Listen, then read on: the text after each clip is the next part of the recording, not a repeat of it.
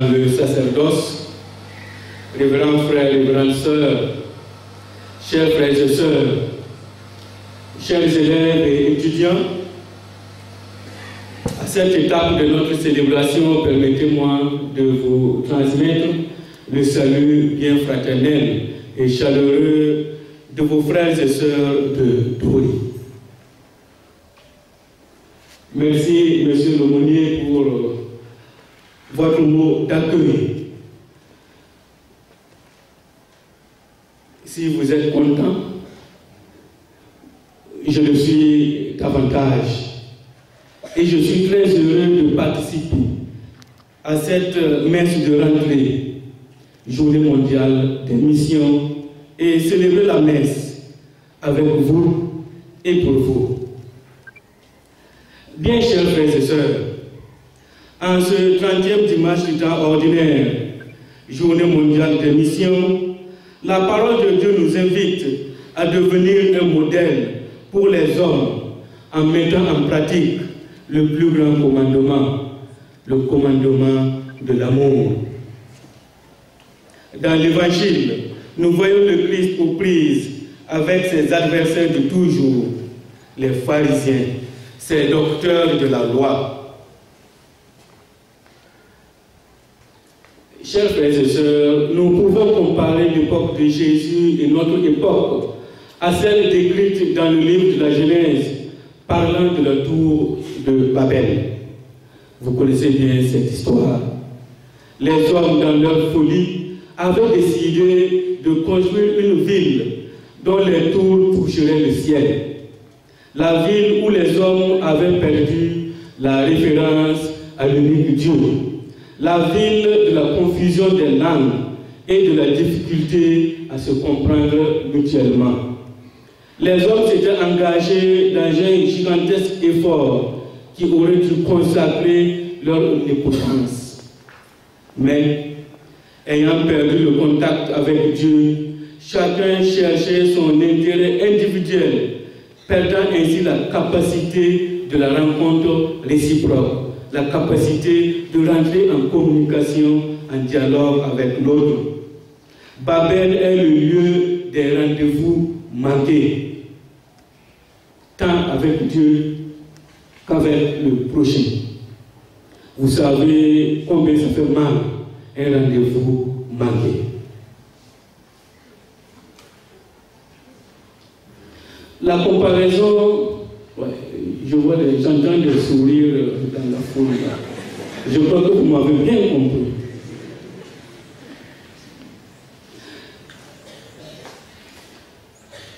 La comparaison peut être très intéressante parce qu'aujourd'hui, nous vivons dans une confusion de lois, de préceptes, de désirs, d'intentions.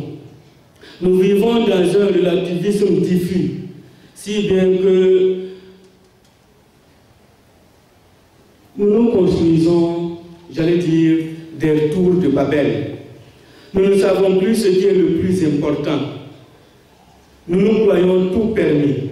Nous voulons faire notre bonheur sans Dieu, parfois même contre Dieu. Dans l'Évangile, quelques pharisiens s'approchent pour demander à Jésus quel est le plus grand commandement de la loi.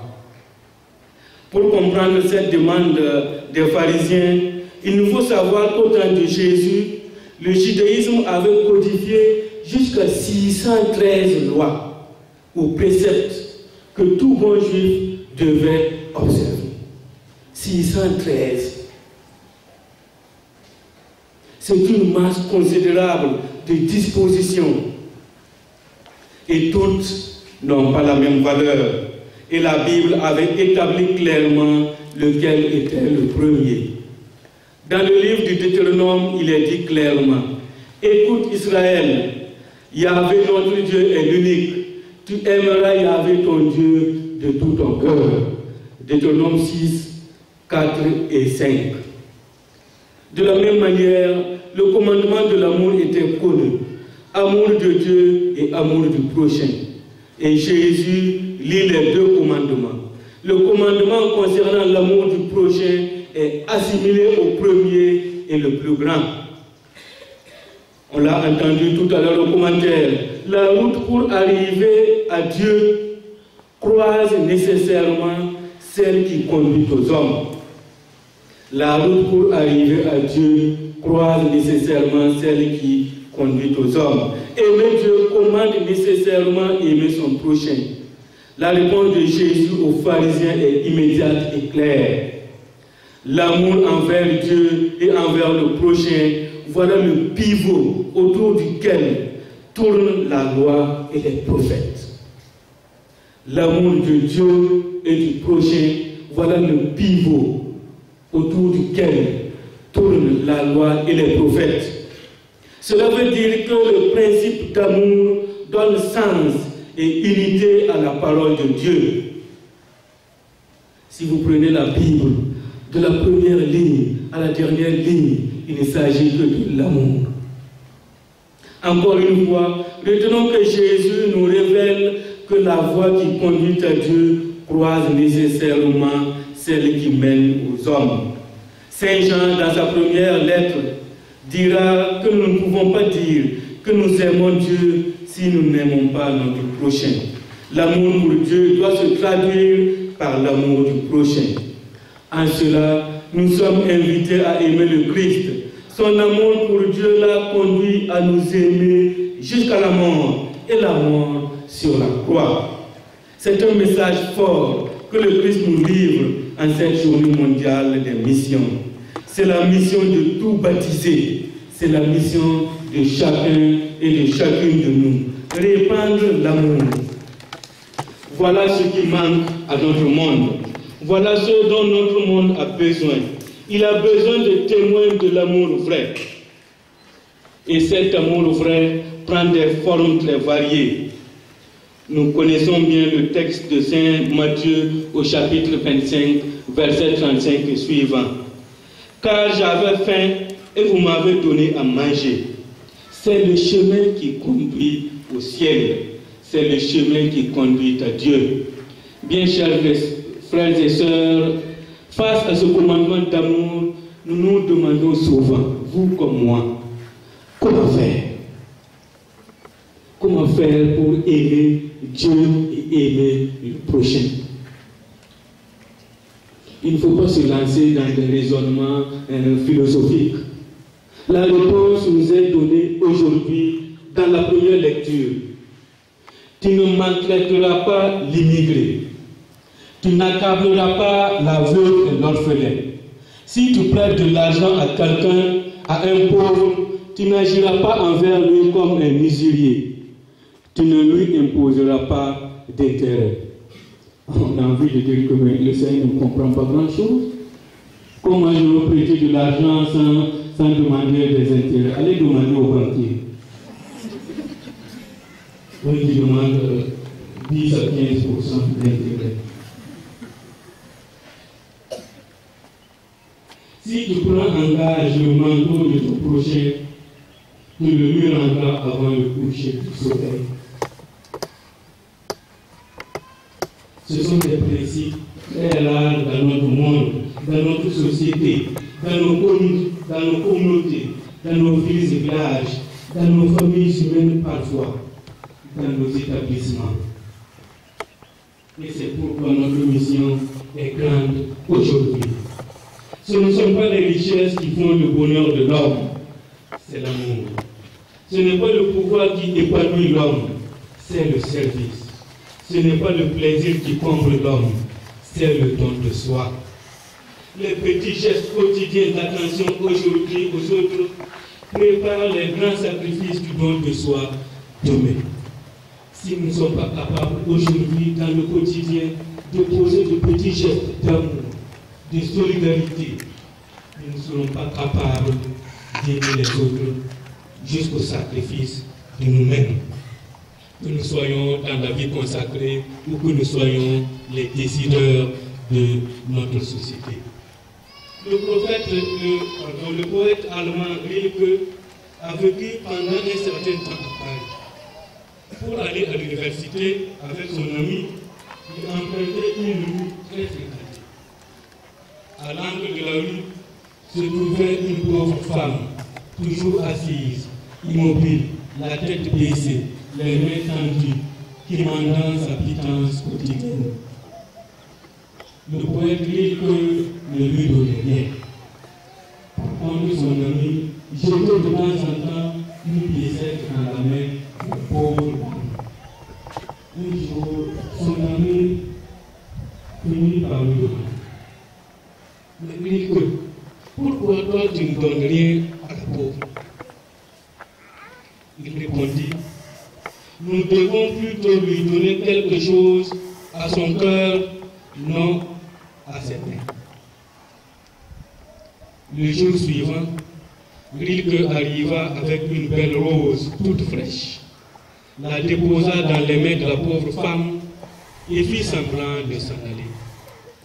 Alors quelque chose d'inattendu se produisit. La pauvre mendiante leva les yeux, regarda M. Rilke, se leva, prit la main de l'homme et l'embrassa. Puis, elle partit toute souriante en serrant la rose sur son cœur. Pendant une semaine, on ne la vit plus à l'angle où elle était assise à demander. 8 jours plus tard, la pauvre mendiante était de nouveau là, immobile, silencieuse, comme toujours. Mais de quoi s'est-elle nourrie pendant une semaine? Demande l'ami de Rilke. De la rose, répondit le poète. Le geste de Rilke était un geste d'amour. La rose était fanée au bout d'une semaine. Elle n'existait plus. Et notre brave dame était revenue pour chercher encore sa rose. Rilke a considéré cette pauvre non seulement comme une misérable, mais comme une personne qui a besoin d'amour. Ce n'est pas à moi de vous dire le symbole de la rose.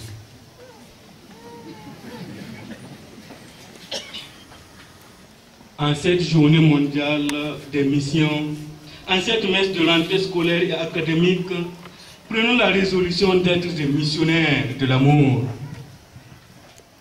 J'allais dire d'être des distributeurs de roses, semant dans le cœur des autres la joie et le bonheur. Prenons la résolution d'être nous-mêmes des roses pour les autres. Si chacun de nous devient une rose pour son voisin, la vie ne peut être que rose. Quotidiennement, puissons-nous donner 1, 2, 3, plusieurs roses à nos frères et sœurs, surtout aux plus pauvres, aux plus faibles, aux plus petits, aux délaissés, aux abandonnés, aux souffrants de nos hôpitaux, de nos prisons, aux plus petits, aux plus pauvres de nos établissements. Frères et sœurs, notre mission est de répandre partout autour de nous le merveilleux parfum de l'amour de Dieu et du prochain, en imitant le Christ qui nous a aimés et s'est livré pour nous. Il nous invite par ailleurs à aimer comme lui nous a aimés. Nous sommes invités à avancer au large dans l'amour de Dieu et du prochain. Pour notre Église famille diocésaine, nous sommes invités à concrétiser le commandement d'amour en vivant cette année sous le signe de la réconciliation, comme le thème pastoral nous l'invite. Alors je demande aux aumôniers et aux conseillères de vous aider à mettre en pratique ce thème d'année pour tout notre diocèse. Il est ainsi formulé.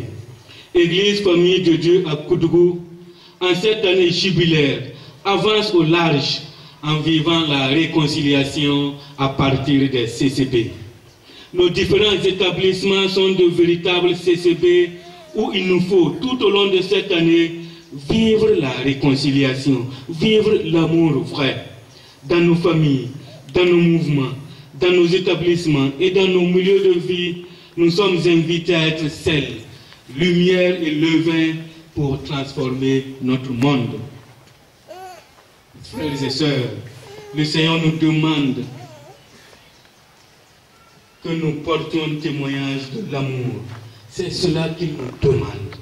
Le premier acte missionnaire, le premier témoignage, n'est-ce pas seulement et simplement aimer Dieu et le prochain? Quand nous aurons répondu à cette question, nous serons sur le chemin de la sainteté. Frères et sœurs, nous ne pouvons réaliser la mission que le Christ nous a confiée que dans la mesure où nous sommes des hommes et des femmes qui connaissent Jésus-Christ, qui aiment Jésus-Christ, qui vivent de Jésus-Christ. Je vous invite donc à intensifier votre relation avec le Christ par la prière, par l'écoute de la parole de Dieu et par la formation que vous recevrez ici à l'aumônerie. Aimez-vous les uns les autres comme je vous ai aimé. C'est l'amour que vous aurez les uns pour les autres que le monde saura que vous êtes mes disciples. Aimer, c'est sauver. Être aimé, c'est entrer dans le salut. Puissions-nous être des sauveurs sauvés tout au long de cette année scolaire et académique et notre vie durant. En cette journée mondiale des missions, prions avec Sainte Thérèse de l'Enfant Jésus et de la Sainte Face. Elle priait ainsi. C'est à toi seul, Jésus, que je m'attache. C'est en tes bras que je cours et je me cache. Je veux t'aimer comme un enfant, je veux lutter comme un vaillant guerrier. Et dans le champ de mon apostolat, comme un guerrier, je me lance au combat. Ainsi soit-il. Amen.